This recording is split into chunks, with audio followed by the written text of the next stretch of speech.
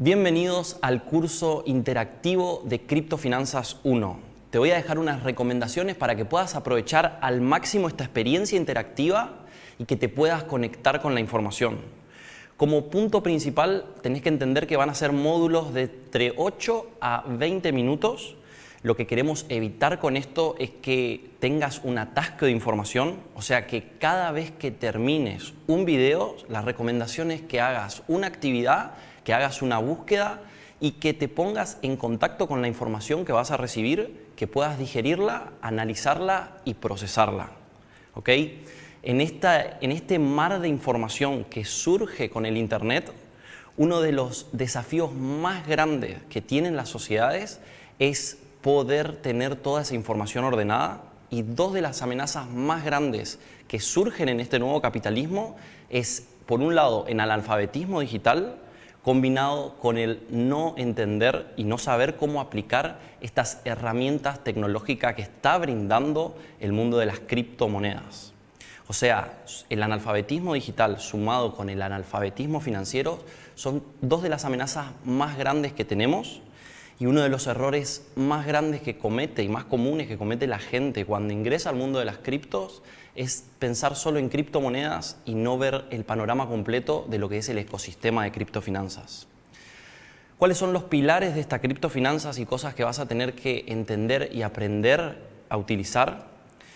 Punto número 1 es entender que vas a tener una curva de aprendizaje en donde vas a ir de menos a más, adquiriendo nuevos conocimientos, nuevas habilidades, adentrarse en el mundo cripto, descargarse wallets, interactuar con diferentes software, y vas a tener que empezar a capacitarte en un área nueva, en un lenguaje nuevo, donde para entender ese lenguaje nuevo vas a tener que crear un mindset integral.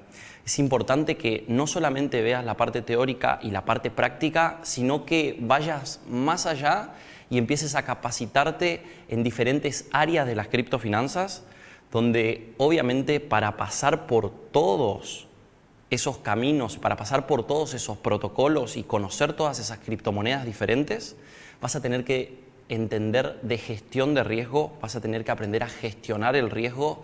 Por ejemplo, si te vas a querer meter con un capital, vas a tener que aprender a cómo gestionarlo para bajar al máximo los riesgos.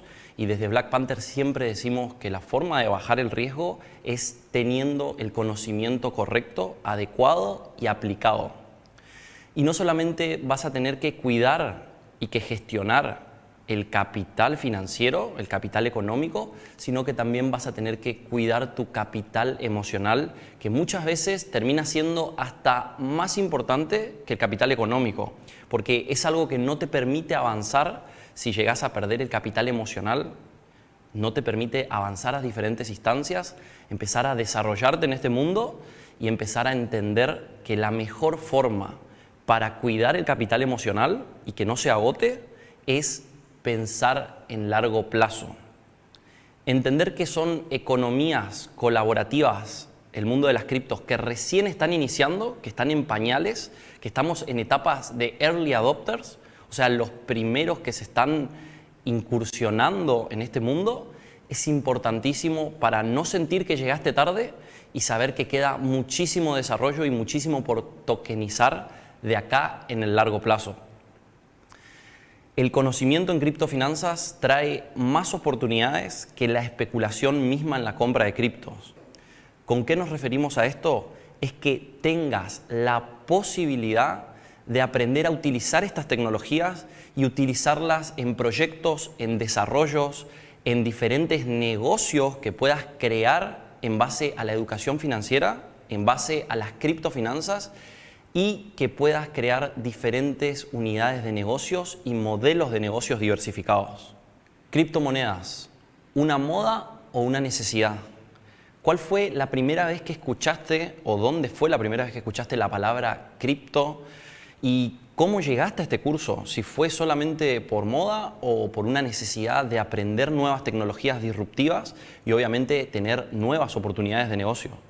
Imagínate vivir en El Salvador en el año 2021, cuando de repente el presidente declara que va a empezar a hacer moneda de curso legal en tu país y tenés que aprender todo de esta tecnología, tenés que aprender a navegar de una forma segura y tenés que no solamente por moda utilizar estas tecnologías, y ahora vamos a ver las ventajas que tiene, sino que por necesidad tenés que empezar a interactuar. ¿Y cuál es tu reacción en ese momento que te comunican eso, no? Vamos de lleno ahora a meternos un poco en el mundo de las criptomonedas y vamos a tratar de definirlos con palabras para que empieces a entender y empecemos a definir estos conceptos diversos que tiene el mundo cripto. Una criptomoneda es un activo digital, es una representación de valor encriptado en una blockchain, que ahora vamos a ver esta tecnología, que sirve para hacer diferentes transacciones y que por medio de un sistema de redes descentralizado no necesita de una autoridad central para certificar sus operaciones. Y por medio de una tecnología totalmente disruptiva que se llama blockchain o cadena de bloques, viene a generar disrupción no solamente en las transacciones económicas, sino que en cada parte de la sociedad, y ahora lo vamos a explicar cómo funciona para que puedas empezar a entender de lleno lo que es la cadena de blockchain de una forma simple y fácil. Ahora vamos a ver un poco más en detalle cómo funciona la tecnología blockchain para realizar una operación o una transacción. Vamos a hacer de cuenta que esta es una transacción financiera que se va a mover $10, ¿bien? A le quiere enviar a B, Mariana le quiere enviar a Juan $10, ¿bien? Y van a utilizar tecnología blockchain para hacerlo, ¿bien? Lo primero que pasa en el paso número 1 es que Mariana emite la orden, envía la orden para pasarle $10 a B, ¿ok?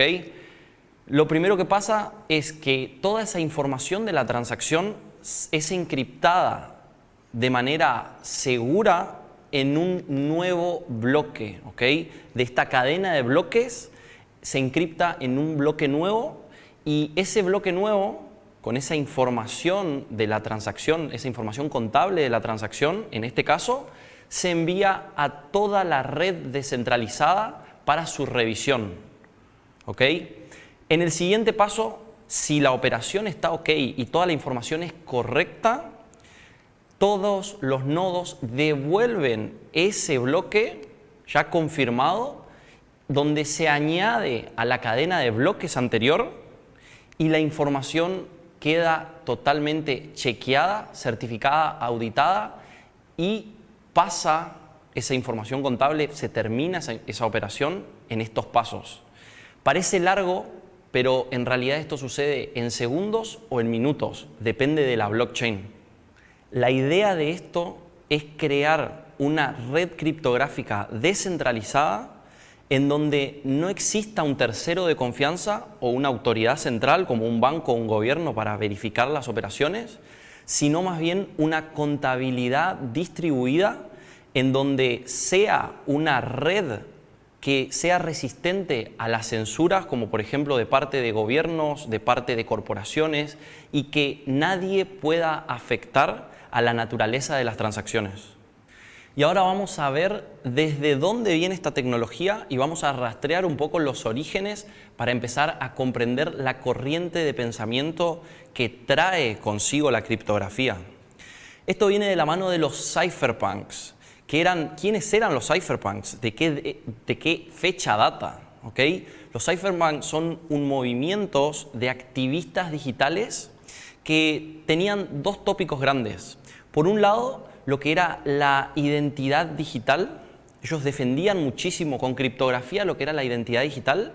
Y por el otro lado, lo que eran las transacciones económicas. Esos dos grandes tópicos, imagínate en el principio de los 80, finales de los 70, del año 1970, ya se empezaban a pensar esta legión de criptógrafos, de personas especializadas en el área de la criptografía, empezaban a ver que toda la información iba a ser abierta en el espacio del Internet, en el espacio de la red abierta, y que íbamos a necesitar proteger nuestra privacidad de datos.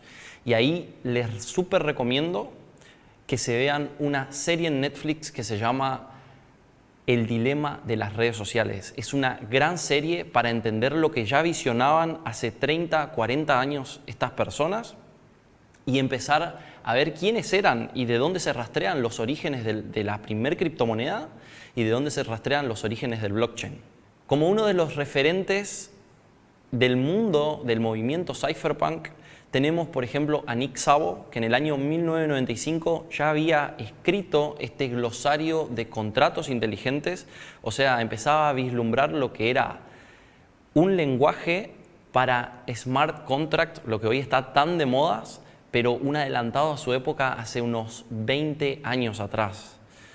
Y en el año 1996, esto cuando yo estaba naciendo, hace 26 años, Nick Szabo ya estaba hablando y empezando a ver lo que eran los mercados digitales, cuáles eran los componentes básicos que se iban a necesitar para los mercados digitales. Y por el año 1998 creó lo que se llama BitGold, ¿okay? Que básicamente era la misma estructura que tiene Bitcoin al día de hoy, solamente que le faltó resolver un problema. Totalmente adelantado a su época, Nick Szabo, le faltó resolver un problema que era el problema del doble gasto que tenía y por eso BitGold no funcionó y claramente estaba adelantado varios años o varias décadas a su época. Otro importante referente del movimiento cripto cypherpunk es Timothy May, que en el año 1988 publica lo que es el manifiesto criptoanarquista, que les recomiendo que lo lean completo. Ahora vamos a ver una partecita súper interesante para basarnos en los tópicos que iban tocando. Y por el año 1994 tiene otra publicación que es Criptoanarquía y Comunidades Virtuales, que ya empieza a hablar él y toda la comunidad que estaba rodeado en la escena donde estaba, empiezan a hablar de redes de comunidades virtuales, de multiversos, de diferentes tecnologías que al día de hoy estamos utilizando y que se iban a empezar a encriptar y a encriptar cada vez más. Y bueno, vamos a ver una partecita acá de lo que es el manifiesto de la criptoanarquía. Al igual que la tecnología de impresión alteró y redujo el poder de los gremios medievales y la estructura del poder social, también los métodos criptológicos alterarán la naturaleza de las corporaciones y la interferencia del gobierno en las transacciones económicas. Claramente se está refiriendo a lo que es la naturaleza de las corporaciones y hoy lo estamos viviendo, cómo las diferentes empresas ya van tomando caminos de DAOs, de sociedades descentralizadas, que ya lo vamos a ver más en detalle también a través de la blockchain. Y cada vez las operaciones están yendo camino a no ser censurada ni tener un intermediario de por medio. Vamos a presentar a uno de los cypherpunks más famosos, el señor Satoshi Nakamoto, que al día de hoy no se sabe quién es. Se empezó a comunicar a través de un foro en el año 2008 con el contexto de una burbuja financiera. Publica lo que es el white paper de Bitcoin. Satoshi Nakamoto es una de las figuras más enigmáticas y que menos información se tiene, ya que en el 2008 publica el white paper de Bitcoin y alrededor del 2011 ya desaparece totalmente de las redes. Claramente tenía conceptos claves de lo que era la privacidad, de lo que era la seguridad informática, de lo que era la criptografía. Por eso no se le pudo seguir el rastro y no se puede afirmar con certeza, por más que tengamos grandes candidatos que son expertos en la materia criptológica, en la materia criptográfica, tenemos grandes candidatos, pero no se puede afirmar que fue ninguna de estas personas, porque nadie todavía pudo dar una prueba criptográfica para certificar que es Satoshi Nakamoto. Satoshi Nakamoto fue la primera persona que empezó a utilizar la tecnología blockchain para crear un sistema económico descentralizado con esta contabilidad distribuida que estábamos hablando. Este es el primer tweet donde empieza a correr Bitcoin, ¿okay?, de la primera transacción que se hace entre esta persona, Hal Finney, que empieza a interactuar, es un programador que empieza a interactuar con Satoshi Nakamoto, también estaba en la escena cypherpunk, y empieza a interactuar con Satoshi Nakamoto para recibir la primera transacción de Bitcoin y publica este tweet en su propio Twitter. Hal Finney, ya difunto en el 2014, fallece y se lleva consigo también tal vez una de las incógnitas más grandes, que es ¿quién es Satoshi Nakamoto? La realidad es que todavía no se pudo comprobar, porque su billetera, recordemos que la blockchain es abierta y todo podemos ver lo que está pasando, es transparente porque todo podemos ver las operaciones, y desde su creación la billetera de Satoshi Nakamoto, que al día de hoy tiene 1.1 millón de Bitcoin minados, está parado y no se mueve por nada. Entonces no podemos afirmar quién es esta persona. Lo que sí sabemos con certeza es la corriente de pensamiento que tenía Satoshi Nakamoto, bastante parecida a la de los cypherpunks, ya que en el bloque Génesis, en el primer bloque, donde se pueden agregar diferentes documentos para ser certificados, certificó este documento, que es un encabezado del diario The Times, que dice que el canciller está pensando en el segundo rescate a los bancos. O sea, no solamente que el objetivo era crear un sistema económico descentralizado de banco y gobierno, sino que en el medio de una crisis agrega este encabezado como prueba de lo que estaba sucediendo con la economía y con el sistema monetario tradicional. Hoy, año 2022, atravesando una de las crisis más grandes, un desarrollo de las criptomonedas que fueron impulsados 10 años en el futuro a causa de una pandemia, a causa de crisis cada vez más grandes, Satoshi Nakamoto empezaba a vislumbrar lo que estaba pasando, lo que iba a acontecer en el mundo criptográfico, en el mundo monetario tradicional, y cómo iba a impactar estas diferentes tecnologías para crear una red que no pueda ser censurada por estados ni por gobiernos. Y para cerrar, los dejo con esta frase de Edgar Allan Poe por excelencia, que dice: es dudoso que el género humano logre crear un enigma que el mismo ingenio humano no resuelva. Así que a seguir capacitándose, adentrándose, y veremos si en los próximos años podemos resolver este gran enigma.